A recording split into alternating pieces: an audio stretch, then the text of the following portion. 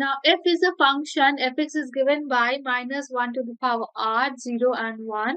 So we have to find the function is continuous at each point, right? So we have fx is given by this. So at n is equal to half, then half less equal to n less equal to 1, we can say that the limit x tends to half, fx is going to be minus 1. Limit x tends to minus half, it's going to 1. So we can say that it is discontinuous at half, and it is not discontinuous at half. So from there we can say that it is continuous in the interval half to 1. Okay.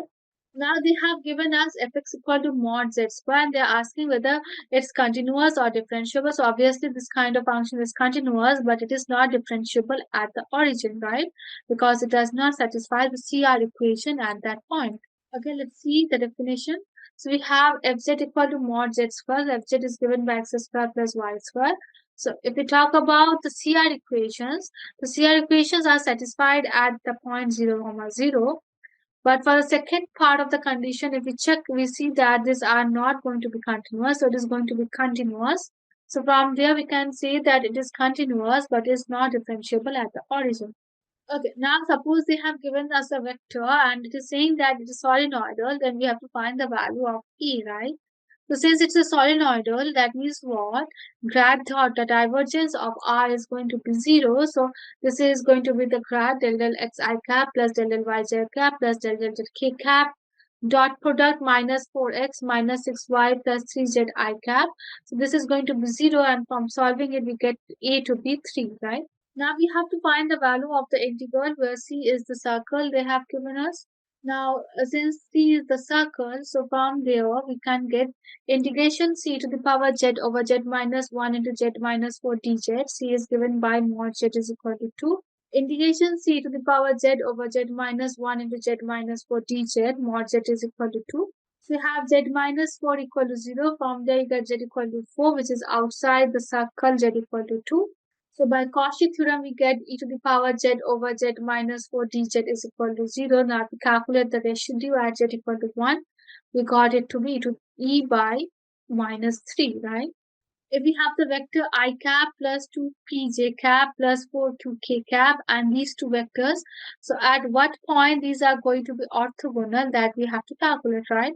So we have A and B. Now, since they are going to be orthogonal, then that is going to be 0, right? But if we could do the dot product, then we can simply see that the dot product is never 0. So from there we can say that the vectors are never going to be orthogonal.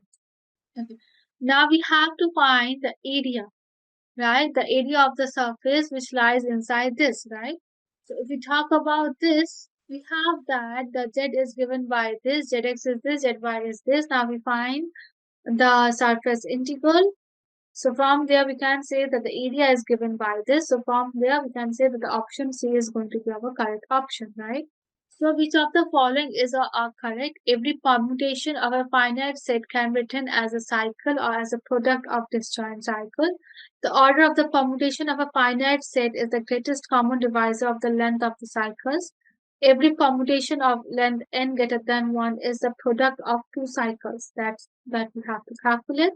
Okay, so from there we can see that so much of the proof has been given. So from there we can say by looking into the proof that option C is going to be our correct option. Now we have that the function is given by xy plus yz plus xz is a potential for vector field f, and we have to find the potential, right? Okay, so that means we have to find the gradient of f. So now if we calculate the gradient of f, we get that the potential is given by this. So from there we can say that the option D is going to be our correct option, right?